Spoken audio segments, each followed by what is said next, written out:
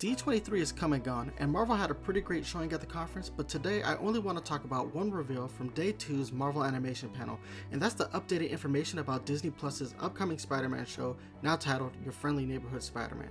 We've already had some key information on the show, stuff that I discussed in my Why Spider-Man 97 video won't happen, but some of the D23 news expands upon some of the information that we already knew, so let's jump into it. So first things first, Marvel gave us some casting news. We already knew that Hudson Thames was reprising his role as Peter Parker / Spider-Man, and a quick refresh for those who didn't know, Thames played Peter Parker in season 1 of What If, but now we know who will be playing his mentor, Norman Osborn.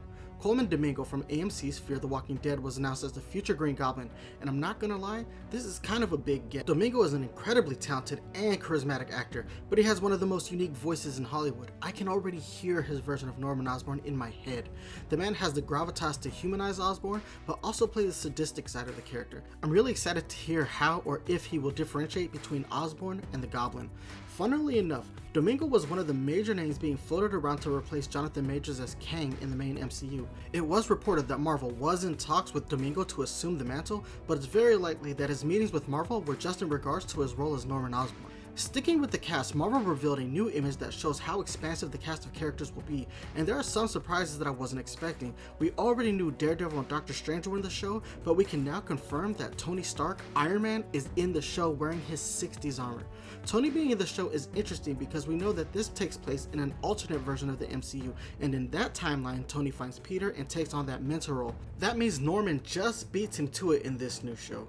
The image also gives us a great look at the Chameleon, Dr. Connors, aka the Lizard, the Scorpion, a very stylized version of the symbiote, a great look at Aunt May, mom jeans and all, but standing dead center we see Dr. Otto Octavius. This show is going to have a huge extended cast, and that's always an important aspect of Spider-Man. He should always be surrounded by people who will help shape him.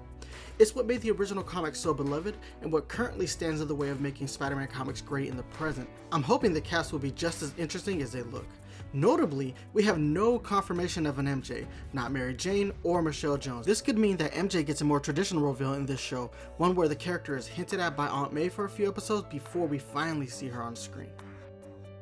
Moving on to the show's art direction, we already know that lead character designer Leonardo Romero was heavily influenced by John Romita Sr.'s art style. We also had confirmation that Japanese animation studio Polygon Pictures was going to be animating this new show. For those who aren't aware, Polygon primarily makes CG animated shows. They are notable for working on Tron Uprising, Transformers: The War for Cybertron, as well as the poorly received Netflix Godzilla trilogy, so it was very likely that the new show would be CG animated. I kept wondering if this would be the case, and I'm really not sure how Leonardo's character designs with their very 60s comic book aesthetic would translate to 3D, but multiple sources have confirmed that the new show is in fact in CG. I've been scouring the internet since Saturday looking for a leak, but I haven't come close to finding one, which is surprising since every live action Marvel trailer leaked within minutes of debuting at D23.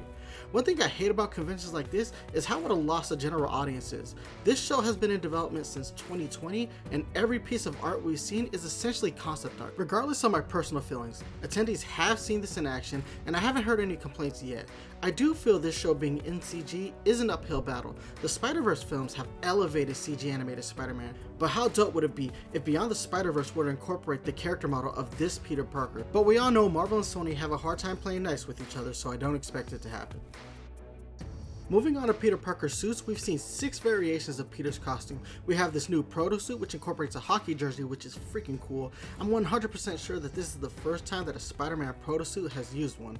Of course, we have the classic suit, but then we have 4 alternates. 3 of them come from the Identity Crisis storyline from 1998. So we have Hornet, Dusk, and Prodigy. Peter Parker assumed these identities when Spider-Man was framed for the murder of Joey Z. Once Peter had cleared Spider-Man's name, he stopped wearing these suits, but not too long after, a group of teen heroes would adopt them and later be collectively known as the Slingers. However, during the Identity Crisis storyline, Peter assumed 4 different personas, and one of them is missing, and that's Ricochet, the coolest looking of Peter's 4 suits during this storyline. I love this costume, but it screams the 90s. We know Oscorp will be providing Peter with all these new costumes, so I'm wondering if other heroes will adopt these personas once Peter stops using them, or maybe Norman gives them to villains in order to fight Spider-Man once their partnership eventually breaks down. Something that makes me laugh about the Slingers is that a brainwashed Wolverine killed the Hornet off panel, and the SHIELD agents that find his corpse misidentify him as Spider-Man.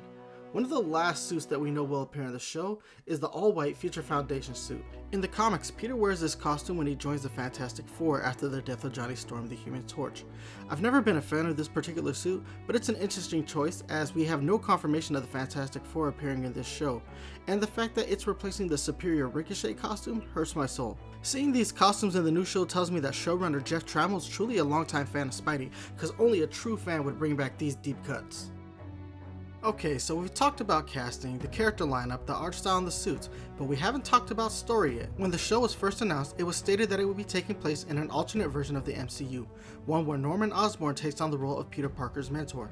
Norman knows Peter is Spider-Man, and he's going to assist and guide him. The show's set outside the main MCU for a few reasons. MCU Peter has not fought any of the villains that the show will be utilizing, so it wouldn't make sense to have that direct connection. And No Way Home tells us that there is no Oscorp in the main MCU, at least according to Norman Osborn. The show is basically a Spider-Man centric season of What If, and since that's the case, we have an all-new origin for Spider-Man. While Peter's at school, a Marvel Sparkle Circle appears. That's what Deadpool calls it, that's what I'm calling it. Doctor Strange emerges from the portal fighting a symbiote. A spider also makes its way through and bites Peter, giving him his iconic spider powers. This is a controversial take on the origin for a few reasons. 1. It intrinsically ties Spider-Man's origin to both Doctor Strange and the symbiote. 2. We now have to question if the spider that bites Peter is cosmic, magic, or radioactive, because they are all different power sets in Marvel. J. Michael Straczynski toyed with the idea of the spider being magically charged during his iconic run, but it didn't go much further than that. I don't mind this change to the origin, but I do have one problem. Since Venom's inception in the 80s, every Spider-Man cartoon rushes to introduce the character as quickly as possible. Spider-Man the Animated Series, Spectacular, and Ultimate all introduced Venom during their first season, and it seems like your friendly neighborhood Spider-Man will be introducing the symbiote as early as his debut episode, so get ready to see Peter donning the black suit before the end of the first season. What's cool though is this image that's on screen right now has been floating around for about 2 years now, and we can now place it. It's the origin. Doctor Strange fighting the symbiote in front of Peter.